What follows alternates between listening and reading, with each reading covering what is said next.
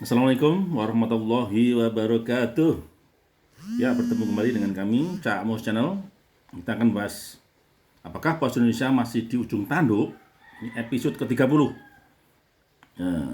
Mengapa harus kita lanjutkan ini? Karena memang banyak masukan dan sampai berhasil, sampai pos sehat baru kita hentikan.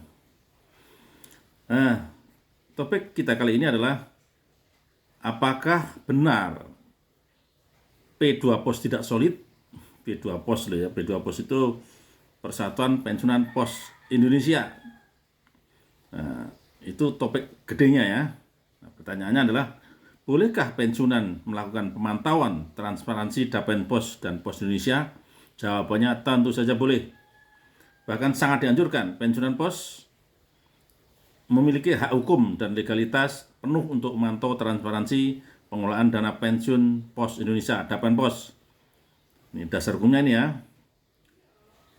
Dasar hak hukum sebagai peserta pasif berdasarkan Undang-Undang Nomor 4 Tahun 2023 tentang pengembangan dan penguatan sektor keuangan, Undang-Undang P2SK, serta regulasi otoritas jasa keuangan, pensiunan dikategorikan secara sah sebagai peserta. Sebagai pemilik dana dan penerima manfaat bulanan, pensiunan memiliki hak mutlak untuk mendapatkan informasi yang jelas, akurat, dan transparan mengenai kondisi kesehatan keuangan lembaga yang mengelola dana masa tua mereka. Yang pertama, yang kedua, Undang-Undang Keterbukaan Informasi Publik (KIP). Dapen Pos merupakan lembaga dana pensiun pemberi kerja yang didirikan oleh BUMN PT Pos Indonesia berdasarkan Undang-Undang Nomor 14 2008 tentang Keterbukaan Informasi Publik.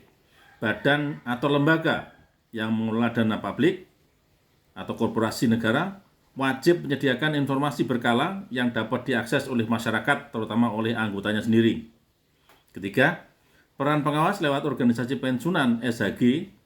Pensiunan tidak harus bergerak sendiri. Pemantauan transparansi ini dapat dilakukan secara kolektif dan resmi melalui Persatuan Pensiunan Pos Indonesia (P2 Pos). Organisasi ini memiliki jalur komunikasi formal dengan manajemen pengurus Dapen Pos dan Dewan Pengawas untuk meminta klarifikasi jika ditemukan kejanggalan dalam laporan tahunan. Nah, ini teknik ini. Dalam memantau transparansi pengelolaan dana pensiun, ini sangat penting, terutama di tengah masa restrukturisasi keuangan Pos Indonesia saat ini. Sebagai lembaga dana pensiun pemberi kerja DPPK yang mengelola program pensiun manfaat pasti, Dapen Pos wajib menerapkan tata kelola keterbukaan informasi publik. Berikut adalah panduan langkah demi langkah serta kanal resmi yang bisa Anda gunakan. Ini Anda pensiunannya untuk memantau transparansi Dapen Pos secara berkala. 1. Memeriksa laporan keuangan dan brosur hasil usaha sesuai aturan Menteri Keuangan dan OJK. Pengurus Dapen Pos wajib mempublikasikan laporan keuangan tahunan yang telah diaudit oleh akuntan publik. Kanalnya yaitu menu informasi berkala Dapen Pos dan menu informasi tersedia setiap saat Dapen Pos. Komponen yang wajib dilihat, unduh berkas laporan keuangan, audited, dan brosur ringkasan laporan investasi. Periksa lembar opening auditor untuk memastikan status auditnya wajar tanpa pengecualian WTP. Kemudian memantau alokasi portofolio investasi. Dapen Pos mengelola dana yang berasal dari iuran pegawai aktif dan pendiri. Anda perlu memantau kemana saja dana tersebut diputar untuk memastikan keamanan aset itu. Prinsip keamanan sesuai aturan tata kelola internalnya, kekayaan Dapen Pos tidak boleh dipinjamkan atau diinvestasikan langsung pada surat berharga atau aset milik orang dalam afiliasi atau pengurus demi menghindari benturan kepentingan. Nah, kanal aksesnya mana? Cek bagian ringkasan laporan investasi tahunan pada brosur publikasi resmi mereka di situs Dapen Pos. Nah, lihat situs Dapen Pos ya. Yang ketiga, registrasi portal kepesertaan pribadi. Ini bagi peserta ya. Bagi Anda pegawai aktif maupun pensiunan, Anda memiliki hak penuh untuk melihat data akumulasi saldo dan hak kepesertaan Anda secara digital. Cara aksesnya, masuk ke situs resmi kepesertaan Dapen Pos. Prosedur pendaftarannya, klik menu registrasi, lalu masuk 9 digit NIPOS untuk yang aktif, atau 12 digit NOPEN untuk pensiunan, beserta email aktif Anda untuk mendapatkan akses sign-in ke dashboard pribadi. Ini kalau biasanya minta tolong orang SDM ini teman-teman ya. Kemudian melacak laporan keberlanjutan Sustainability Report. Dapenpos secara berkala merilis dokumen yang mengevaluasi kinerja tata kelola jangka panjang mereka. Kanalnya adalah laporan berkelanjutan Dapenpos. Nah, Dapenpos menyediakan data laporan publik untuk periode 5 tahun terakhir secara terbuka. Layanan pengaduan dan permintaan informasi resmi PPID. Jika ada informasi laporan tata kelola atau pengelolaan dana yang belum jelas, Anda berhak mengajukan permohonan informasi publik secara formal. Kanalnya nih, kanal PPID, gunakan sistem prosedur pengajuan sengketa informasi Dapenpos.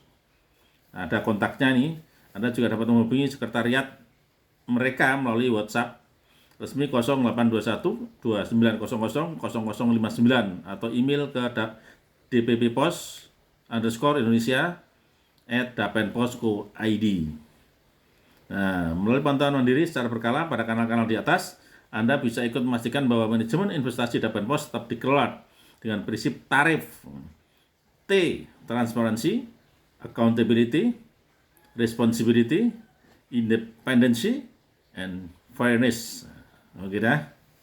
Nah, lalu bolehkah pensiunan pos memantau dan memberi masukan ke PT Pos Indonesia? Ya sangat boleh.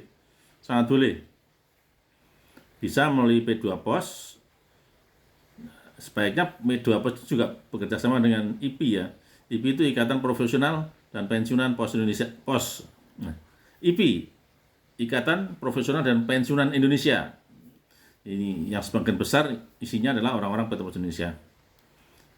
Kanalnya sudah ada, silakan dicek di web. Kemudian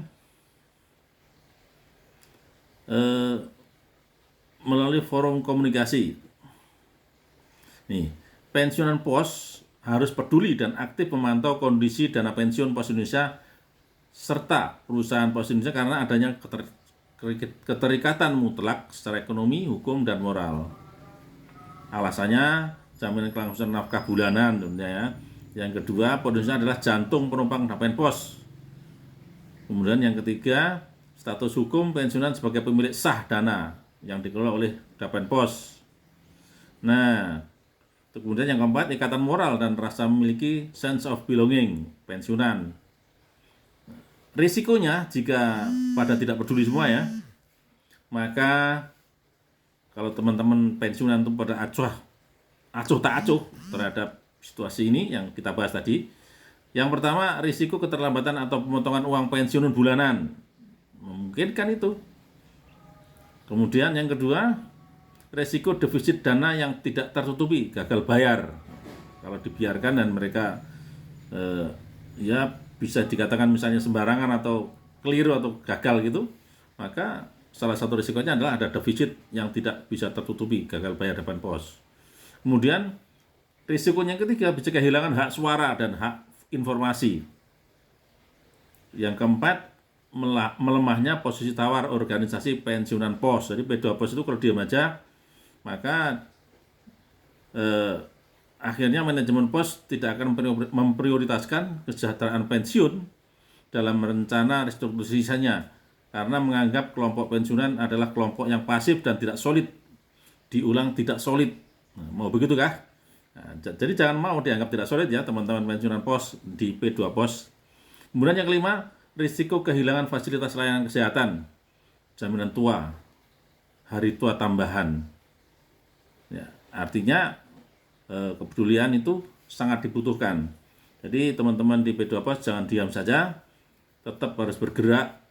Anggaplah masih ada, masih hidup, dan bila perlu membuat program-program kerjasama. Nanti setelah ini kita juga akan membahas tentang bagaimana mengajukan proposal atau bekerjasama dengan IP, P2 Pos dengan IP, kemudian membantu PT Pos untuk hidup kembali dan maju. Saya yakin bisa. Demikian yang kita bahas kali ini. Sampai ketemu lagi. Wassalamualaikum warahmatullahi wabarakatuh. Merdeka!